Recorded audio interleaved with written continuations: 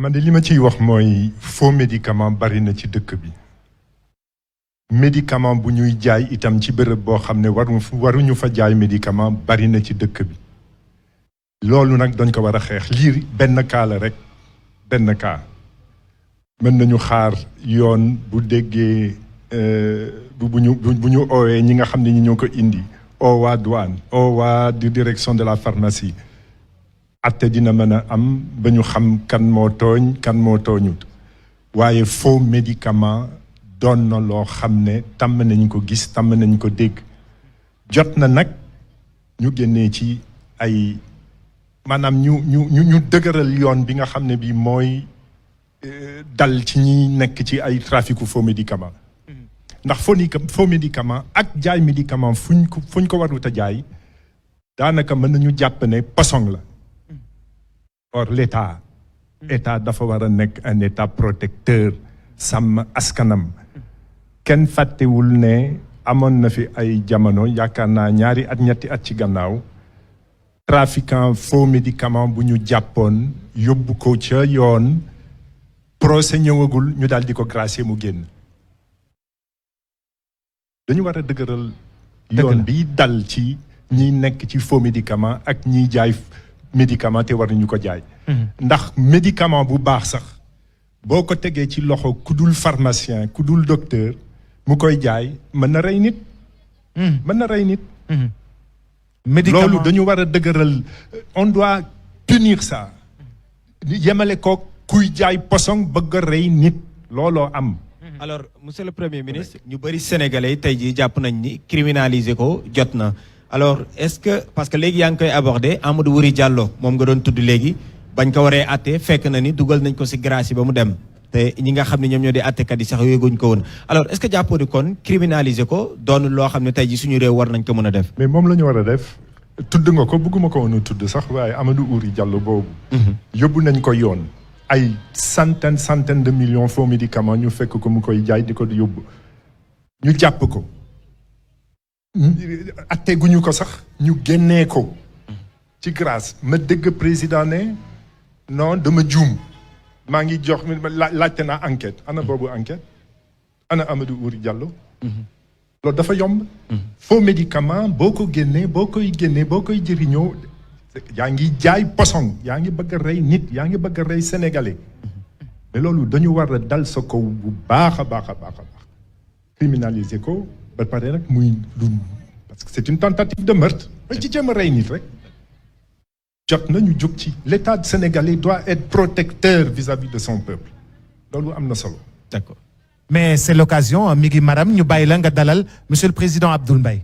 Merci beaucoup Boubacar. Merci encore une fois à tous les téléspectateurs d'ITV, la télévision d'ici et d'ailleurs. Alors dañuy waxtaan lu jëm si wàllu actualité politique bëri na ponk yi nga xam ne rek dañ koy waxtaanee xam naa ne temps bi sax duñu ko may moo tax dañuy jéem a dem très rapidement commencer par une activité. Le président de la République Macky Sall 2012 ba mu lay fal dafa ñëwoon ak benn promesse moo nekkoon taxawal lu toll si téeméeri junni liggéey ñu ñëwaat 2019 Alassane Djigo ba muy tëj campagne am mu ni waat ndaw ñi dinaa leen may lu toll ci 1 million wu emploi jëm ci ndaw ñi ñu gis ne am na ay événement yoo xam ne dafa xew fii ci biir Sénégal événement boo xam ni dafa doxoon ci diggante ki nga xam ne Mamadou Ousmane Sonko ak kii di Adji Sarr Sénégal yëngu woon loolu moom mu génn le 8 mars mu ni kat sénégalais yi dégg naa leen ndaw ñi dégg naa leen déggam pour moom mooy ndaw ñi ñoom ñoo manqué liggéey alors looloo waral le 22 maanaam alxamis bi ñu dëgmal moom njiitu réew Macky Sall jàpp na ni saafara bi mooy ñu daal di def ab conseil présidentiel dajale ci ndaw ñi pour ñu jéem a xool naka la ñuy régler li nga xam ne rek moom mooy question boobile. ñu gis ni monsieur le premier ministre de l'indépendance ba tey jile question wu emploi doon na question bu nga xam ni problématique la musa doon saafara ba tey amu ji si alors sa gis-gis d'abord laataa ñuy xool lan mooy sa responsabilité yow. lan moo waral question bi lee ba tey jii mu doon loo xam ne rek benn lancinante question la boo xam ne amuñu saafara bi.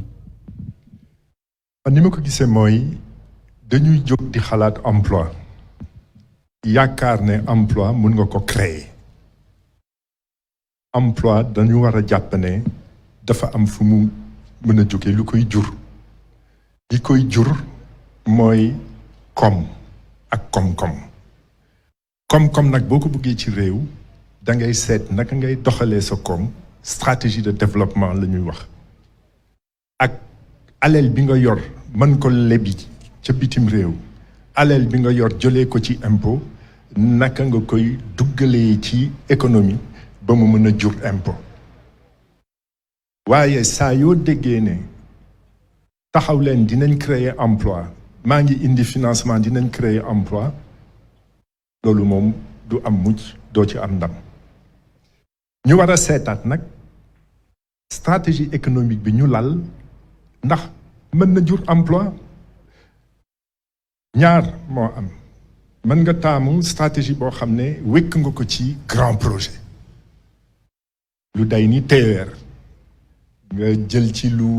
jege junney milliards jënd ci ay raay technologie boo xam ne biñ koy technologie sécurité bi nekk ci TER ca tugal bi mu jógee foofu ñaari raay rek ñoo ko fa am bi biñ koy jënd ñun kon xam nga loolu soxlawuñu ko ci raay boo xam ne juróom fukki kilomètre la waaye boo jëlee jiital war a jël sa alal nga leb ko nga jëlee ko ci budget duggal ko ci TER booy jënd TER xam nga kan ngay liggéeyal kan ngay liggéeyloo ay tubaab ndax ñoo lay jaay yi ci ëpp ci junney milliards yooyu nga ci duggal bu fekkee ne nag jàpp nga ne sa réew ngay jiital lépp loo xam ne yaa ngi koy jël ci xaalis di ko duggal ci koom di uti koom-koom yaa ngi jiital war a liggéeyloo ay sénégalais bu boobaa emploi soog a dikk loolu moo indi ñun ci suñu parti ñu am mbégte ci dégg président de la république début avril bi muy naan conseil des ministres artisanat dañ koy faydaal daal di fàttali nag ne loolu nga jàpp ni wax nañ ko bind ko 30 septembre 2018 te dafa di wàll rek ci ndax mu ute mu ngi doon wax grand projet TER autoroute patati patata tey mi ngi naan artisanat loolu mën na indi emploi te nag du ci Sénégal donga de amul réew boo xam ne émergence am na fa te jaarut ci faydaal artisanat màggal artisanat ndax France sax tey jii bu ñuy publicité ci artisanat da nga koy gis ci écran ñu naan artisanat le premier employeur de France maanaam moo ëpp ñi muy liggéeyloo ca France donc jàpp nga ni réew bu mel ni Sénégal également foofu moom mooy voie du salut bi c'est la voie du salut amul beneen amul sax munoo mel liimal réew boo xam ne émergence am na fa emploi di fa bëri te jaaruñu ci fay daal artisanat ak màggal artisanat ci suñu réew seetal confection nationale te xoolal li mu yor seetal plateau bi ana ko fi sol yëre tubaab dañu liggéeyal ay sénégalais waaye boo demoon di jënd simis bu jógee États-Unis costume bu jógee Paris yaa ngi liggéeyal ay américains yaa ngi liggéeyal ay français. mais monsieur le premier ministre certainement bëri na ay sénégalais yi nga xam ni ñi ngi xalaat ni man nii yow yaa fi ñëwoon 2012 njiité réew mi Macky Sall am confiance ci yow tabb la nga doon premier ministre. alors pourquoi yow bañ la tabbee premier ministre du Sénégal nga war a doxal li nga xam ne moom mooy politique gu moom njiité réew mi Macky Sall yow jëloo pàcc boobu noonu nga jiital ko te xam ni amoon na promesse yu 500 000 emplois bu doon xaar. xaw ma ndax yaa ngi fàttaliku sama discours de politique générale. musuma tudd 500 000 emplois te mi ngi woon ci projet yoonu yokkute. waaw mais premier ministre nag musoo ko démentir aussi wala nga wane ni àndoo si. non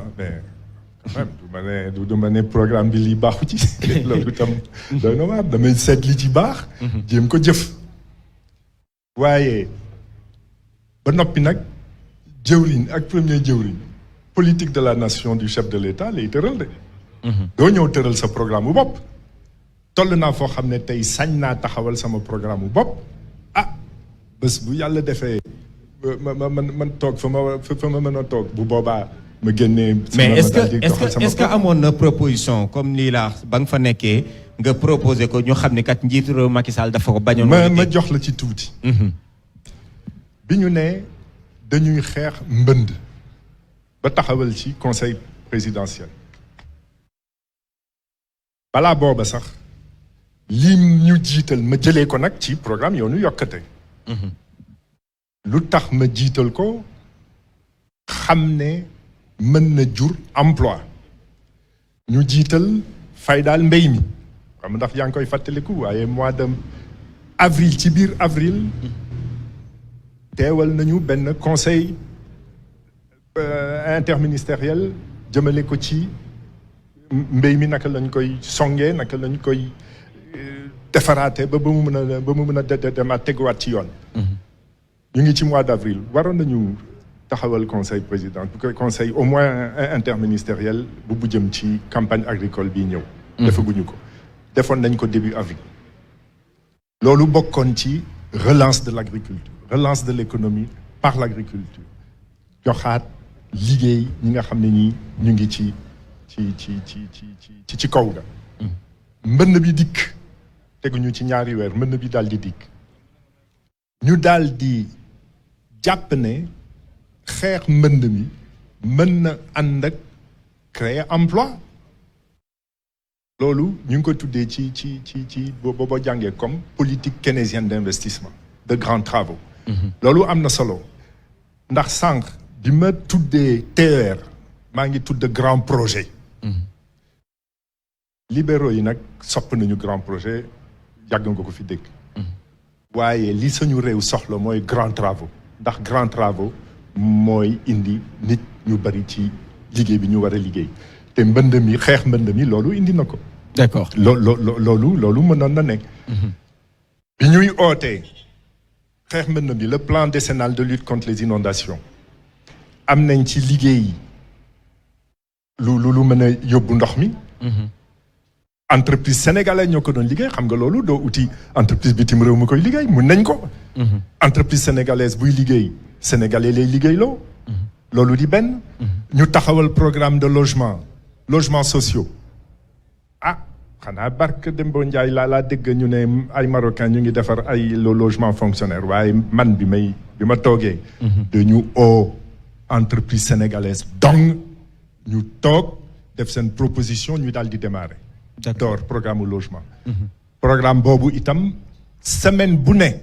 li ma doon laaj entreprise yi mooy toog leen wax leen ñu ñaata sénégalais ngeen di liggéeyloo. yu noonu mel ngay def ba emploi mën a ñëw waaye boo toogee jiital grand projet jiital liggéeyloo entreprise boo xam ne ay entreprise yu bitim réew la sa emploi moom du dem fenn. Est-ce que c'est pas un peu contradictoire nga bàyyi sénégalais yi ba ñu ne ci mbënd nga jël yeneen doomi sénégalais ne leen ñëw leen jéem fi ndox mi est-ce que jiite woon projet liggéey ngir mbënd moomu bañ a am nit ñi tëmb ci ndox mi gënutoon que jël yeneen doomi sénégalais ngir ñu ñëw ngàccal leen ndox mi. non mbënd bi bu amee kay nga war a seet naka ngay génnee ndox mi. waaw fexe woon ba mbënd bi bañ a am gënutoonam. anticiper lay wax quoi. anticiper ñu bañ a egg ci mbënd am. neem fekkoon ngeen ko fi non. mais mbënd mi moom kenn mënu ko prévoir taw bi moom kenn mënu ko prévoir. non d'abord amoon na. 2011 amutoon ndax tawul. voilà 2012 ñu daal di taxawal un conseil interministériel naka la ñuy def ba mbënd mi du fi bari waaye mu taw bu bari ñu xam ne nag lii war nañ ci jóg ba indi ci yeneen solution yu dul solution yi nga xam ni moom lañ fi tàmmoon di gis. ca booba xam nga ndax yaa ngi koy fàttaliku président tukki woon dellu si ci la ne Sénat dañ koy dindi ndax soxla nañu xaalis bu jógee ci foofu mu ne itam may naa leen weer wax ko suñu gouvernement ñu taxawal conseil présidentiel de lutte contre les inondations ca boobu nag la ñu génnee plan génnaguñu sax at bi daal di ko door xarañ ci lool liggéey ci loo xam ne kenn mësu ko woon liggéey ci xeex mbënd. loolu la ñu mënoon. d'accord alors question emploi c'est vrai que ni actuellement moom mooy question d'actualité wax naa ko sànq le président dafa waxaale si wet gi ni dañuy taxawal ab conseil national conseil national bi cette fois-ci dafay am ay représentativité yu bëri luñ ci gën a fës mooy taxawaayu patronat bi secteur privé bi alors secteur privé ak emploi est-ce que tey jii tamit foofu noonu jàpp nañ ni solution bi su ñoom la war a mën a tukkee ak comment. ba tey gëmuma loolu lépp mi ngi wékkute wax naa la ko ci stratégie économique bi ngay jiital entreprise buy dund ba noppi joxoo ko marché yu bees lu tax muy recruter du recruter du yokk emploi da ngay jiital war a liggéeyloo entreprise sénégalaise ci ñi ngay doxalee sa économie. est-ce que suñu entreprise yi tamit pare nañ pour mën a quand même li nga xam ne mooy travaux yi fi ne ñu bokk si dem bokk si jéem a gagner marché yooyu noonu est-ce que tey yi suñu entreprise pare nañ carrément. aussi waaw loolu mën na ne waaye nag itam nga teg ko ci yoon. nga teg ko ci yoon bañ a doon ay marché yoo xam ne dañ leen di séddale n'importe comment bokk nga ci politique bi ma jox la ko bokk nga ci ñi nga xam ne ñi bu ñu waxtaanee nga dimbale ma jox la ko. ndax damay faral di joxe boobu exemple muy firndal li ma ciy bëgg a wax. mois de mars 2020 jox nañ fi marché poteau électrique benn société poteau béton. poteau béton yóbbu na defar moule la soxla ak ciment ak béton ak fer. jeex na moule ba boo demee tey ci Alibaba nga gis foofoo koy jëndee indi ko bitim réew mu dikk. munoon nañ ci liggéeyloo ay sénégalais. liggéeyloo nañ ci entreprise sénégalaise ndax moom lañ ko jox. waaye poteau ba jaar 200 000 moom. ñu ngi ko koy fayee 14,4 millions. marché ba jar 500 millions ndax 2500 poteaux la woon ñaari junne ak juróomi téeméer. 36 milliards lañ ko jox lañ ko jox muy marché. te 500 millions mënoon na ci génn. loolu maa dem ci beneen société sénégalaise bu ko mën. mu def proforma. kon liggéeyloo entreprise sénégalaise am na solo marché bi. d'accord alors dañuy génn ci question li nga xam ni moom mooy emploi parce que bëri na ponk politique yi nga xam ni. waaw alaaji li mu déggoo li premier ministre wax de. monsieur le premier ministre mu ne. waaw dafa am entreprise sénégalaise. waaw acca Boubacar. boo xam ni. dañu ko jox marché. marché bi ñu ne. ay poto lay defar. poto béton waay. poto béton. marché bi par benn poto la war a defar. entreprise bi bu ñu ko jëlee mu defar ay poto mën naa jëndi moule bi ñëw defar ko fii. waaye entreprise bi marché ba mënoon naa gën a moyen loolu marché baa ngi mujjee ci 36 milliards de francs CFA. mais loolu mu wax de est-ce que seetlu nga li wax monsieur le premier ministre. maanaam loo xam ne juróomi téeméeri millions. loo xam ne 500 millions la waroon a jar. 36 milliards lañ ko facturé xoolal boobu yàq ci li mënoon a indi emploi waxuma 2500 poteaux waaye boo jëlee xale yi indi DER ndegam DER mi ngi financé xale yi indi moulu béton. di nga ci liggéeyloo ay junne xale ñuy muul béton di jaay di muul poteau électrique di jaay ba poteau bant doo ko fi gisati. mais est-ce que qualité bi dina yem. loolu technologie la. c'est pas difficile. technologie bu ñuy importer rek kooku man de ak yomb sax. muul fer. dugal ci biir coulé. ndox vibré tuuti. loolu yëpp machine la. bàyyi mu weer ko ci naaj bi. mu wow nga am nga sa société de transport mu transporter ko fi mu war a dem. loolu mais finalement monsieur le premier ministre kon ban explication nga mën a joxe ci attitude yu ni mel. li nga xam ne jàpp nañ ni peut-être ak 500 millions ñu defar ko Sénégal ñu jël ay 36 milliards di ko dem muy dem bitim réew finalement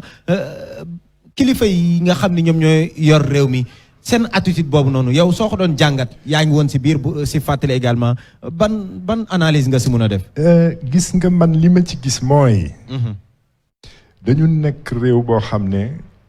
ni ñuy doxalee politique la ñu war a soppi. politique.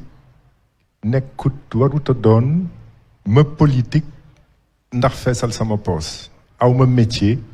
xaaral ma politique àgg fi ma war a àgg toog fi ma war a toog feesal sama poos dimbale sama njaboot dimbale samay goroog sama rakk ak samay doom bàyyi askan la politique c'est la gestion des affaires de la cité xam nga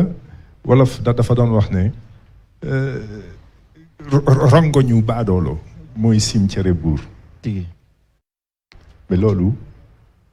warutane ci démocratie warutane ci république ñàq président de la république ak njëwriñam ak képp koo xam ne bokk na ci état moo war a cimetière baadoolo politique warata dundal politicien homme politique moo war a dundal politique jiital njëriñu askan wi te loolu moo indi ma sañ a dugg ci politique man dugguma ci politique ndax bëgg am fu ma toog randal ma toog yóbbuwuma ci politique waaye dañu war a soppi ni ñuy doxalee politique ci Sénégal. de frustration moo la dugal ci politique yow. man frustration ci nan naka lay. frustration nga nekkoon premier ministre maanaam nga nekkoon ci leneen say activité nga nekkoon say ngay nekkoon say activité ku la oo oui ku la oo ne la kaay dimbale ma. dama am programme yow laa ci wóolu ndax gis naa sa jaar-jaar nga ñëw toog nangul ko loolu bu ma oowoon ci ministre des finances dinaa ko ne bëgguma ko du ma ñëw mun oo ma ci premier ministre ma yaakaar ne bu ma toogee foofu dina am lu ma mën a jëf waaw kooku bu la nee tey léegi doy na maa ngi jëm ci échéance politique soxla politicien ngay xuloog moom man nit laa de du ma dof de kaay dimbale ma nekk ci xarañ ci sonn ci lool am ma nelaw. mais avec le recul là t'as pas. y a pas de frustration. c'est pas possible mais avec le recul y a pas de regret.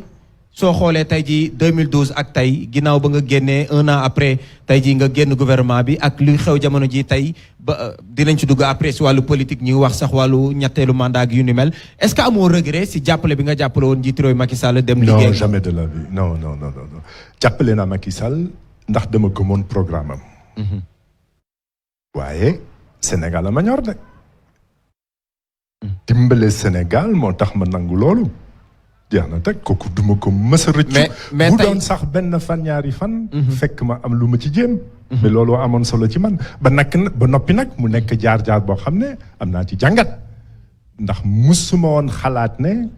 nit dina taxawal programme oote ci voté leen ma la patrie avant le parti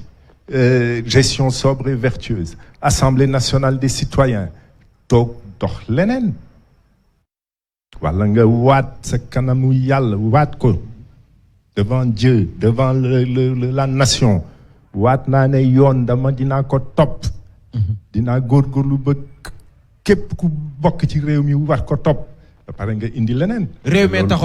mi taxoon nee nga li nga doon def réew mi taxoon tey jii situation bu ñu toll njiit réew Macky Sall woowaat la téléphone pour nga ñëwaat jàppale ko ci gouvernement bi quelle sera votre réponse monsieur le premier c'est non ndax gis nga opposition la te réew dafa soxla opposition démocratie soxla opposition. mais on parle de on parle de démocratie de concordance maintenant. non. gëmoo loolu. démocratie cek ak balance la. da ngay am ku toog di doxal. nee na moo gagné day toog di doxal. mu am nag ñoo xam ne ñu ngi saytu li muy liggéey sañ a wax déet li ngay def nii tegoo ko ci yoon. na nga soppi mu def loo xam ne lii nag lu baax la mu ne ko nekk ci des ca wax naa la ko sànq. conseil des ministres avril nee na dafay fay daal artisanat ma ne ko damay tàccu kon loolu la de noonu la nekk ci jiitu naa ko ci di ko wax waaye maa ngi ko ci jiitu ba pare di ko bind ndax bëggoon itam ñoom ñu xam ne yoon bi ñu teg mbir mi du foofu. Oui, Boubacar.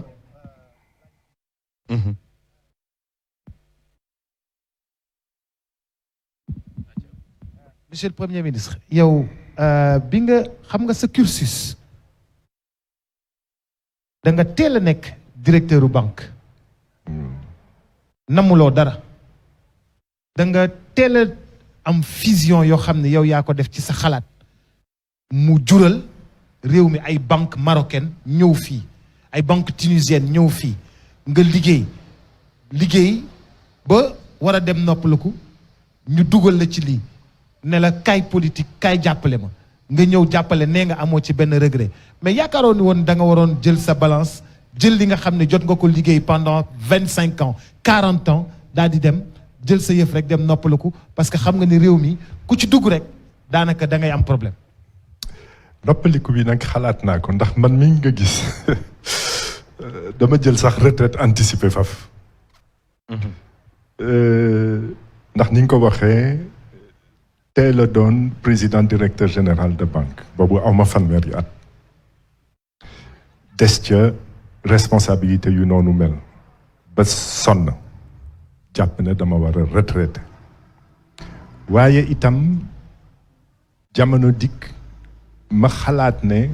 musuma xalaat nag ne dinaa masa politique jamais de la vie sañuma ko woon bugguma ko woon ndax li ma doon gis politique man xaw ma wax doo jëf wala war waaye demoon naa ba jàpp nag ne sañ naa dimbale koo xam ne mi ngi programme bu baax loolu moo indi ma jàppale Macky Sall ci programme bi mu doon oote mu falu musuma toog ak président Macky Sall candidat Macky Sall boobu ba ne ko boo faloo seetal foo may teg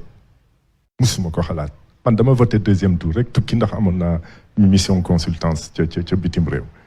ca foofu laa ko oo ndokkeel ko mu ne ma kañ ngay ñëw ma ne ko semaine bu jeexee rek ma ñëw ma daal di ñëw mu daal di ma proposé premier ministre waaye ne nga politique nekk naa premier ministre te politique uma de nekk naa premier ministre politique uma bàyyi naa premier ministre politique uma ndax maa ngi bàyyi premier ministre septembre 2013 sama parti nag maa ngi ko taxawal mai 2016 juin ñu inculpé ma nangu sama passeport looloo am. d'accord mais mi ngi may coono yi daal di door nag. dañoo mës a waxtaan man ak yow. ma laaj la ci li nga xam ni moom moo di entreprise du Sénégal ci suñu waxtaan boobu fe naa benn yoon boobu la mës a am ma laaj la 4x4 yu bari yi ci réew mi nga ne ma en Afrique chaque 4x4 qui roule est une petite et moyenne entreprise. 4x4 buy daw ci Sénégal wala ci Afrique rek ndax 4x4 yi nga jox ma ni misaal ma ni 4x4 yi 20 millions la te 20 millions lu koy doxal 20 millions moo ci gën a ndaw te lu koy doxal c'est une petite ou une moyenne entreprise mooy doxal li nga xam ni moom moo di PME ndax ni nga gisee ni chaque 4x4 qui roule en Afrique est une petite et moyenne entreprise yaa ngi ci ba tey. maa ngi ci ba tey maa ngi fàttaliku sax ne loolu ci émission bu. tudd royukaay voilà c'est ça yaakaar naa c'est la première émission boo xam ne nangu naa taxaw di wax en public mais maa ngi te loolu dafa war a indi am na ay oto yoo xam ne dañ ko war a taxe bu diis waaye itam indi li ñuy wax incitation jënduma oto bu rëy waaye maa ngi dugal sama alal ci entreprise ndax ci li ma ci gis PME état mi ngi koy dimbale ba mu mën a màgg c'est ça aussi ndax mën nga bañ a jënd oto bu jar 20 millions waaye doo am itam foo dugalee sa xaalis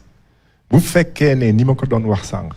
yaa ngi ci économie boo xam ne ñi ko jiite ñi ko yor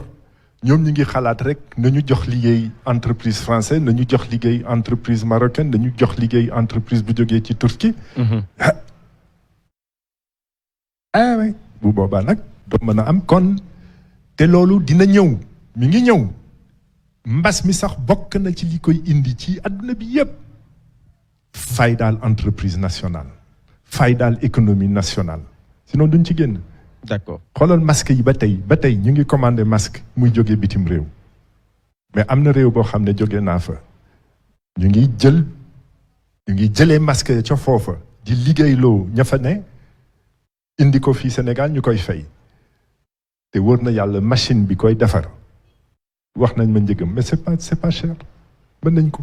mais loolu yëpp stratégie moo koy indi doo yem rek ci le secteur privé bi am da ngay taxawal ay services yoo xam ne dañuy seet ci li am ci réew mi lépp loo xam ne mën nañ ko defar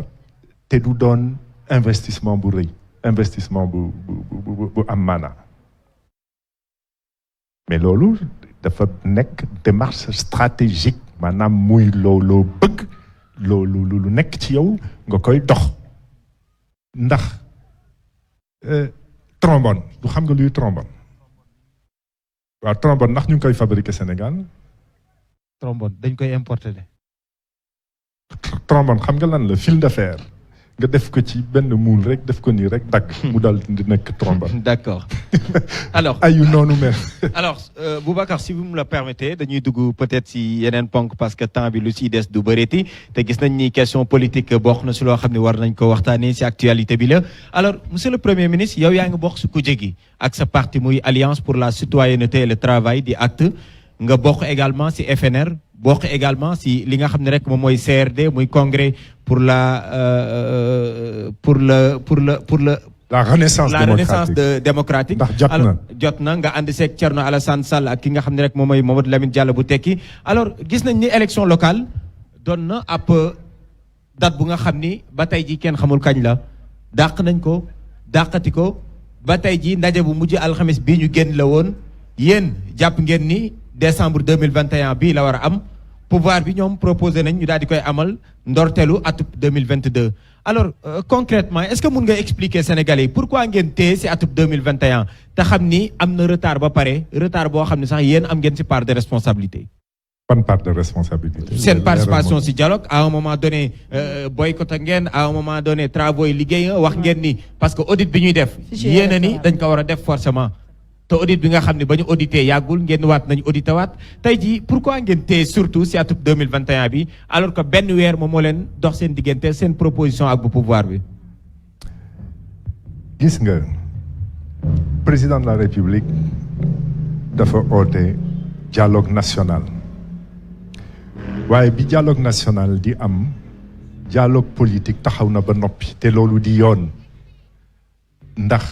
élection Sénégal. bu am maanaa bu mësee am rek ca ëllëg sa dañuy toogaat oote ñi nga xam ne ñi ñoo ca bokkoon seet lan moo ci doxut seet lan lañ ci mën a defar dialogue politique bi jiitu woon na dialogue national mu am ci opposition ñoo xam ne bañoon nañu sax bokk ci dialogue national ndax dialogue national di oote pétrole bi naka lañ koy doxalee ak lu noonu mel ne non loolu yëfu ki ñu fal la du yëfu opposition waaye yëfu élection ñun ñëpp ko bokk kooku war nañ ci waxtaan. dialogue politique door waaw dialogue da ngay dialogue waaye doo toog rek ne neex na ma lii soppi naa ko indi nga nee nga élection avant fin 2021 ñëpp nangu nañ ko nañu wax ne opposition am na ci part de responsabilité waaye dialogue la nangu nañ ko mujjee nañ ko nangu waaw ci biir dialogue ñuy waxtaan loolu nga ne maa ngi koy randalati mais waxtaan ceeg nit waxtaan ceeg ñi ngay dialoguer. c'est tout ce qui vous dérange. non attends loolu di benn kon sañ nañu jàpp ne am na loo xam ne lu ñu ngi koy lal te wax nañ ci ñaaw njort. comme quoi. waaye doyul. doyul li am dëgg mooy lii nga xam ne nee nañu ne soxla nañ ko balaa di door élection mën na ne ba pare décembre 2021 ñu daal di taxawal élection locale. ndax matul juróom-ñeenti weer. te processus bi ñoom ñoo ko yéexal waaye ba tey. yéexal nañ ko waaye ba tey door na 2 avril. li ci des yépp xàcc. waaw lu tax nga bëgg ko génnee 2021. est-ce que suñu leen rassuré ni élection yu jëm ci élection député yi duñ ko dàq di ngeen nangu peut-être ngeen yóbbu ko 2022 parce que par exemple les non alignés c'est ce qu'ils proposent. gis nga li wóor ba wóor mooy ñii ñoom. wóolu leen ci kaddu bu ñu génnee dina jafe ci ñun c'est ça le problème. ah dinañ def lii dinañ def lële kooku moom boo leen toppee ci loolu doo mës a am li nga bëgg. d'accord waaye li wër ba wër te metti loola ndax jàngat bi ñu waroon a am ci li xew fin février début mars mooy nañu jàmmante nañu déggoo nañu des ci dialogue bi nga xam ne bi ñoom ñoo ko oote. waaye jékki-jékki rek ne non ñun nii la ñuy def ndax moo ñu neex ah te li nga xam ne lii moom la ñu bëggoon mën na ne mën na am lu tax loolu. En parlant de ces événements mooy les événements du mois de mars dernier parce que lu bëri tey jii si seen mémorandum maa ngi fàttali ba xalif des Mourides Serigne Mountakha Mbacké yabalee délégation yow yaa jëloon kàddu gi sax si turu FNR di wax li nga xam ne moom mooy fukk ponk yi nga xam ne moom moo nekk si mémorandum bi d'abord événements yooyu les événements du mois de mars dernier en tant que premier ministre en tant que citoyen sénégalais naka nga ko dundee. li may jiital mooy en tant que prévisionniste. en tant que. prévisionniste. man sama liggéey bi ma jëkk liggéey ca Banque centrale des États de l'Afrique de l'Ouest mooy di séentu li nar a ñëw ci wàllum koom ak ci wàllum yëngatu. mois de novembre 10 novembre. am na article boo xam ne génnee naa ko bu gudd. tuddee ko Macky Sall et ses alliés en impasse. impasse xam nga lu mu doon. mooy néeg boo xam ne dugg nga ca. amul yoon amul bunt amul fenêtre yaa nga ca biir. impasse ba noppi nag nga yaakaar ne solution politicienne dina la ci génnee. ndax loolu moo taxoon sax ma génnee article boobu. 1er novembre xam nga li fi xew yaatal politique bi ubbi gouvernement ubbi. gouvernement d'ouverture et cetera et cetera. te li indi woon loolu mooy lan ay weer yu néew lu jiitu loolu lu ëpp 900 xale sénégalais dee nañu ci biir géej mais kooku c'est un drame national amul réew boo xam ne loolu mën na fa xew ci ñaari weer ñetti weer te lu mel ni conseil présidentiel de l'emploi conseil présidentiel de la jeunesse waroo ko oote ci saas li mais c'est extrêmement grave ñun réew 17 millions d'habitants la ñu. waaye li xew fii bu xewoon Chine sax nga xam ne wees nañu milliard dañ koy daal di def drame national. saytu ne lii naka la mën a am ay xale dugg ci gaal di daw seeni réew xamuñu sax fu ñu jëm waaye naa fi jógee dem Barsaba Barzak non amoo loo indi jàpp ma war a doon lu ko mën a saafara xarama yaatal politique non kon xamoon nañ ne lii dina am ndax duggal nañ ko ci note bi fël bi ñuy jeexal li ñu bind ba gis ne yoon amatul liñ ci teg mooy jeunesse bi dina fippu jeunesse bi dina indi musiba ci réew mi boo dégloo sama discours fin d'année di nga ko ci déggaat déflagration par la jeunesse d'accord kon li am ñu ngi ko doon séentu xamoon nañ ne dina ñëw mu ñàkkoon nag li koy taal xanaa di ñaan yàlla nag loolu bañ a am d'accord li koy taal nag daal di dikk lu toll si fukki nit ak ñaar suñu sukkandikoo si limu officiel bu tukkee si gouvernement bi ñoom ñoo ñàkk seen bakkan si boobu le dossier boobu dafa doon dossier bu war a tàbbi si yoon alors pourquoi sa gis-gis yow si fàttali également pour ñi nga xam ne ñoo ñuy seetaan Kéba Mbaye moo nekk sa wayjur tu ni Kéba Mbaye xel yëpp dem si discours inaugural bu mu defoon si éthique si université bu Ndakaaru alors yoon ak sénégalais ñu gis ni dafa am benn confiance bi dafa dagg maanaam rupture de confiance sa gis-gis lan moo indi lu ni mel ak ban solution peut-être ngay indi tey jii si wàllu yoon ba indépendance bu ñuy wax dëgg mu daal di si am. mais gis nga kuy muusantu dina indi benn am ci ndam yaakaar ne jàll na indi beneen am ci ndam yaakaar ne jàll na indi ñetteel ñeenteel juróomeel ba yëf yi tàkk dafa am loo xam ne ku ko amul xel sax bu ko gisee benn yoon ñaari yoon ñetti yoon dina am lu mu ci jàpp ni nga ko waxee confiance dans la justice dafa jeex te nag muy lu ñuy mettitlu ndax du magistrat yëpp ñoo jàppul éthique de am na ci ay ñu baax waaye xam nga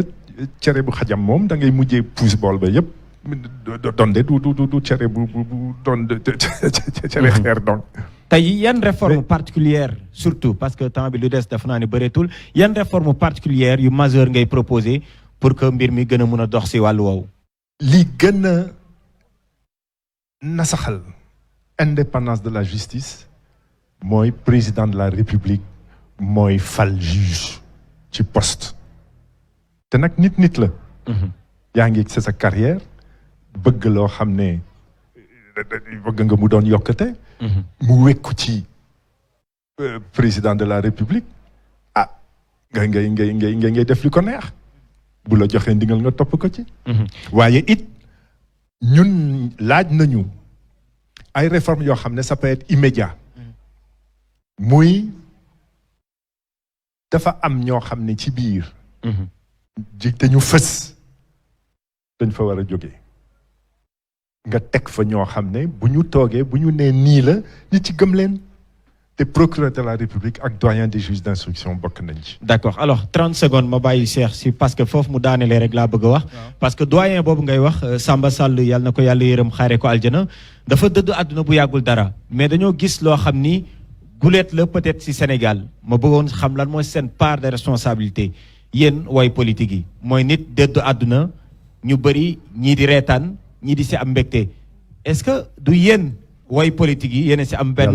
yéen a tax société bi demee noonu pourquoi ban jàngat nga am si lu ni mel yàlla tere reeku dee moom mais musuñu ko gis moo ñu jaaxal moo tax ñu posé loolu vraiment dina metti ñu ciy wax ndax dafa am lu ñu dund ñun tigi jaar ci loxoom man de am na lu ma ci bind li ma ci bind mooy presque waaraate la woon ndax xam nga dëj bu amee boo jaalee ba noppi da ngay fàttali ne bésu penc am na ti ndax ragal bésu penc mooy diine ragal atte yàlla mooy diine mooy tax booy dund doxal li war bind naa ci nag li ma la wax njaal waaye teg ci waaye waxumaak ki dem vraiment kooku moom ñu ngi ci jàkkaarloo nag boromam loolu ama ci lu ma ciy teg waaye ñi fi des maa ngi lay di fàttali ne ni ñuy attee fii ci kaw suuf foofu lañ leen di attee ca kaw bésum penc bés bu amee kon nañu doxal yoon nañu doxal di ragal yàlla man dama doon wax sama pap mas naa wax sama pap Kéba Mbaye yàlla na ko yàlla yërëm te xare ko àjjana mas naa toog ak moom ne ko mais man daal xam naa ne naruma woon ma sa ñeme doon juge mu ne ma lu tax ma ne ko atte yàlla ko moom yomb na ci doomu aadama mu juum di atte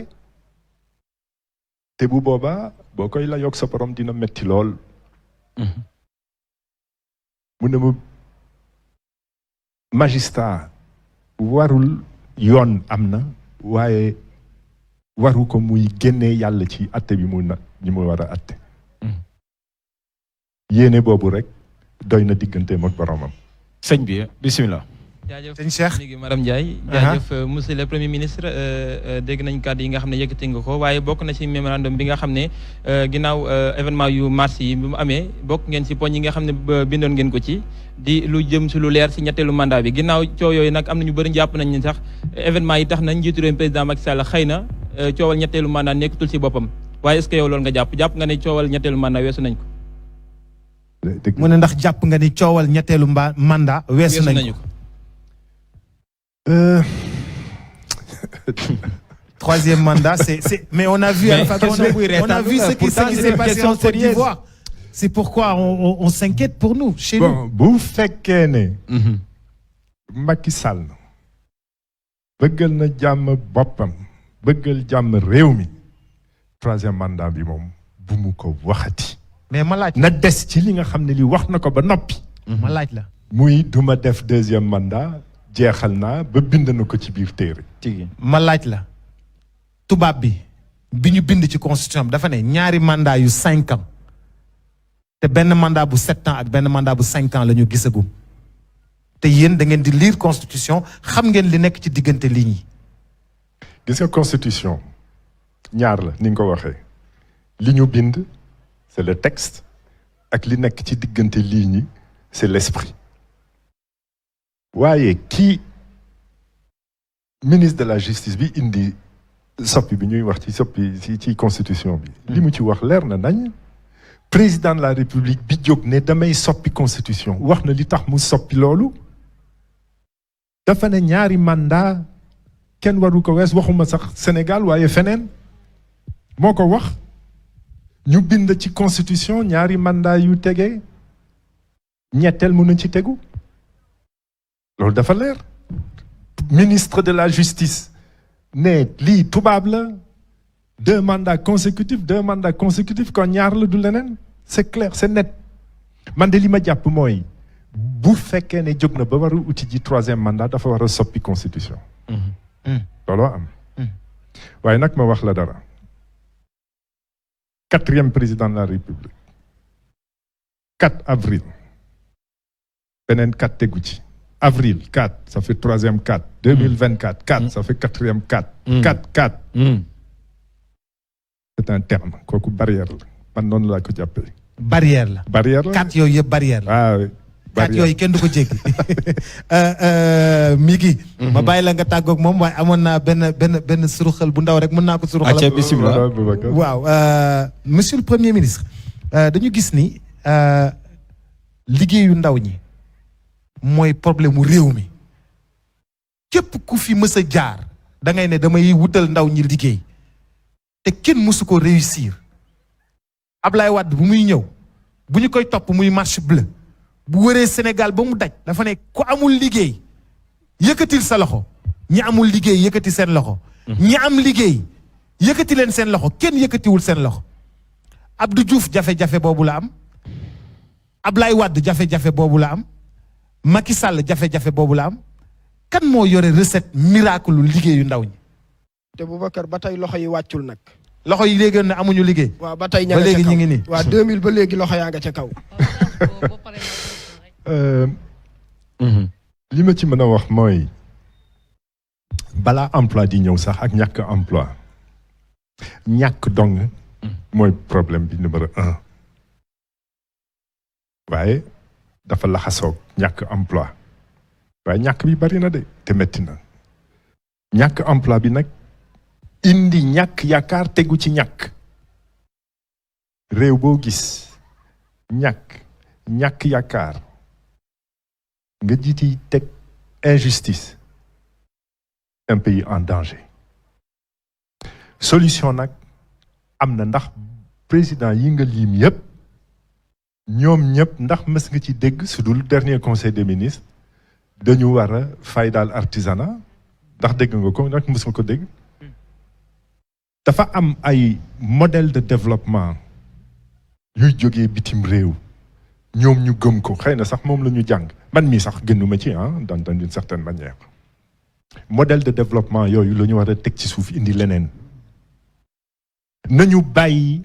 di wax grand projet mën na am de temps en temps te loolu sax bu amee nañu seet mu doon liggéeyu privé plutôt que de wala mu nekk PPP partenariat public privé nañu bàyyi loolu taxawal de grands travaux gis nga TER bi ma doon wax sànq buñ ko bàyyi woon daal di jàpp war a suqali raayu Sénégal mais xoolal liggéey bi mu naroon na jur en termes d'emploi waxuma 50 kilomètres de rail des milliers de kilomètres de rail plus de 1000 tegaat raay defaraat gaar ubbiwaat gaar ñi ci ñëw di jaay ci gaar yi suñu digganteeg Mali gën a rattax marchandises yi di dem port bi gën a am activité ndax raay bi yomb na yóbbu marchandise Mali et cetera et cetera ba pare nag seet itam ci Sénégal ndax raay foo ko déggee bi siècle bi di door siècle de 20e siècle mais liggéey la jur bu dul jeex mécaniciens yi nga former leen loolu yëpp ànd ak formation nag bu doy loolu exemple rek boo demee ci artisanat confection bii mais c'est le premier employeur du Sénégal la confection waaye waxuma loolu nga dimbale ñi nga xam ne ñi ñu ngi liggéeyal sénégalais yi xam nga ñu ngi liggéeyloo sénégalais yi di ci am te mbuba bi moo ko rafet ki xam nga bu demoon Nigéria ku ne dof tigi dina yomb jaay nga dimbale xale yi ñuy exporter au Nigéria il y a 150 millions 170 millions d'Africains là-bas te lii la ñu sopp waaye boo leen gisee tey dañuy feesal valise ñaari valise dem jaay non da ngay góorgóorlu dimbale leen ñu am seen usine di defar ay junney grand boubou di ko jaay Nigéria muy jar ak tenue africaine yi uude yi si kii ay dal artisan sénégalais moo ko defar waaye am na lu bëri lu ñu ñàkk ay foire ay dimbale ci exportation te loolu nag du doon loo xam ne dafay génn ci de n'importe où de nulle part am na ñu ko def ba noppi nañu leen a roy Chine am na émergence waaye noonu la ko doxalee Turquie fa laa jógee barke démb am nañu émergence waaye loolu la ñu doxal noonu lañ ko defee ñiy tëgg urus liggéey boo xam ne ay junney at ca ginnaaw ñu ngi ci am na lu ñu ñàkk ci wàllu matériel dimbale leen nga def Sénégal muy place u or vente d'or comptoir d'or de bijoux ñiy tëgg weñ yi nga boole ci stylisme yooyu yëpp ñëw les mécaniciens ak ñoo aay mais monsieur le premier ministre puisque loolu yëpp di stratégie bu bees mais stratégie boobu nag la ñu ñàkk moo tax it la ñu mas a ñàkk moo tax it emploi di jafe Boubacar dugaat na si ponk boobu noonu emploi boobu tey dafa troublé son bopp mooy poteau-fer yi milliards yi moom ban entreprise la woon parce que auditeurs yi non moom bëggut a wax non parce que c'est une information bu am solo sénégalais yi information bu matul bëgg nañoo xam ban entreprise waaw mais c'est vrai que c'est une décision officielle kooku mooy société bu ñuy wax Excelec Papa Ali Gueye yaakaar naa moom ko. d'accord dinañ ko saytu topp ko. waaw monsieur le premier ministre. merci beaucoup xanaa da nga ko bëggoon a nuyu. soxna si waaw. soxna Awa Djili Mbacke. sëñ bi maa ngi lay ziar. macha allah di la dalal ci sama kër Teranga Iftar. di la remercier bu baax li nga def déplacement ak dérangement ñëw wuy si ñu. waaye dama laa bëggoon a poser tuuti question boo xamante ne daf may jaaxal ci yéen politiciens yi. because damaa gis bu ngeen àndee ak nit mu nekk ci pouvoir da ngeen koy tagg lu mu wax ngeen ni waaw waaye bu ngeen demee ba nekkatu leen ci moom lu mu wax ngeen xëpp ci suuf loolu jaaxal na ma ba pare bu fekkee ku mel ni man xaw ma Macky Sall xam naa la boo toogee di waxtaan yaa ngi naan bëgg leen Macky teral leen Macky sànni leen Macky di wax waxu Macky lu rafet man xaw ma Macky yow yaa tax ma xam Macky ma jël sama carte bi nga xamante ne dafa cher ci man parce que man dama fonk sama réew ba duma cuub sama drapeau ma jël sama carte bi sànnil ko Macky ngir sa jëmmu bu ko defee ñu dem ba ci kanam nga génn ci Macky léegi bëgg man ma génn ci Macky wala ma xarab Macky bu dee ku mel ni man taq ci ripp lay doon la ma ca dugal du ma ci génnee loolu tamit damay jaaxal na ma ci yéen waxuma ci yow dama ne ci yéen politiciens yi nga xamante ne nekkoon ngeen ci nguur gi ba nekkatu leen ci ñetteel bi mooy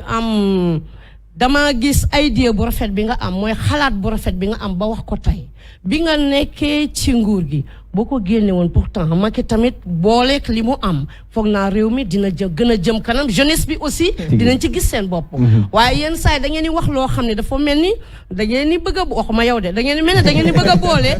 xale yi ak président parce que bu ngeen waxee loolu tamit fee waloo dafay am ci sama posé question xam nga dégguma olof waaye damay jéem moo tax ma laaj waaw soxna si Mbacke maa ngi lay delloo nuyu yal na yàlla boole nangul amiin waaye bul yàq sama iftaar naan politicien la ndax duma politicien damay laaj dama ne ñenn ñi non loolu moom laay jiital rek ndax man dugg naa ci politique bëgg xeex politicien professionnel duma politicien man maa ngi jéem a doon homme politique xam nga lu dox diggante politicien ak homme politique. politicien mi ngi dab benn dugg na ci politique ndax poosam njëriñam moom dugg na ci politique it lenn rekk nekk ca boppam mooy élection yi ñëw ndax ma des ndax ma toogaat homme politique tubaab nee na li muy fay daal mooy prochaine génération fatt na boppam waaye mi ngi xalaat xale yi ñëw ëllëg te billahi wallahi dugg naa ci politique ndax xam ne Sénégal bu fekkee ne des nañu bàyyi ko ci ay loxo politicien ñuy politicienne suñu xale yi dina metti lool ci ñoom te dina metti ci ñu nit ndax li xew démb mën na xew ñaareel bi benn man musuma toog di oote voté leen Macky Sall dimbale naa ko moom laa wax sànq waaye gisuma ma taxaw naan voté leen ko waxuma wote leen Macky Sall ma ñëw waaye li ma la ciy tegal rek mooy bu ma desoon ca fa ma ne lu mu wax ma ne waaw lu mu ne signal ma signé kon du ma génn de soxna si am na loo xam ne mënu ma fa àgg waaye am na loo xam ne bu ma ko nangu woon du ma fa jógee kooku tam am na ñetteel bi te wax naa ko sànq dëgg la Macky Sall il est très sympathique fekkee ne foofu nga ko teg waaye programme mu Macky Sall moo tax ma ànd ak moom du jëmmam de man xaw ma ko woon je le connaissais pas programme bu ma liir gis ci loo xam ne baax na ci Sénégal moo indi ma ànd ak moom bu ma gisee nag ne li mu doon wax topp ko li ma koy xelal itam ndax tëbuma rek taxawal parti d'opposition dama jëkk taxawal kuréel boo xam ne c'était un club de réflexion di xalaatal Macky Sall autosuffisance alimentaire en riz wax nañ ko naka lañ fa mën a àgg bind les enfants mendiants naka lañ leen mën a génnee ci tali bi bind tourisme nee nañu mooy ñaareelu mamelle de l'économie sénégalaise de l'émergence sénégalaise naka lañ ko mën a taxawalaat et cetera waaye bi ma gisee ne loolu yëpp du njëriñ ci moom ndax leneen la topp bu boobaa nag laa soog a dugg ci politique te nag des ci bu fekkee ne indi na lu gën ci Sénégal dinaa ci ànd ak moom waaye bu fekkee ne mi ngi doxal loo xam ne gënul ci Sénégal wala mën na indi musiba ci suñu réew dama daal di taxaw tem bañ ko. jërëjëf kontaan naa jërëjëf pour terminer. waaw merci beaucoup Boubacar merci beaucoup à tous les téléspectateurs dañuy jox kàddu gi rek moom le premier ministre pour kàddu gu mujj gi dama lay bàyyi également nga aborder waale les relations diplomatiques entre le Sénégal et la Guinée gis naa la à travers Twitter yaa ngi si doon wax ban kàddu lay jëm si wàllu woowu bàyyi la en même temps nga tàggu ñi téléspectateurs yow journaliste bu baax nga ndax génn nañu ci kooku mooy mi ngi yoon la bu ñu waxee actualité nationale ba noppi ñu jéem a seet ndax actualité internationale war nañu li xew diggante Sénégal ak Mali daf ma metti ndax ñaari kilifa réew yu jote waruñu indi mbir mi ci ñaari askan mën a jote malheureusement ci Afrique loolu la ñuy faral di gis mu am nag loo xam ne itam ci ñun la ndax dañuy bàyyi rek njiiti réew yi di dox intégration économique intégration sociale intégration africaine waaye ñun dañ ci am wàll te warut a yem rek ci commerce coopération sud-sud bokk na ci li ñu war a duggal ci stratégie économique ndax boo faydalee jiital intérêt national ba noppi li ngay jiital boo génnee ci loolu balaa di dem ca bitim réew mooy relation économique diggante Sénégal ak ñi la wër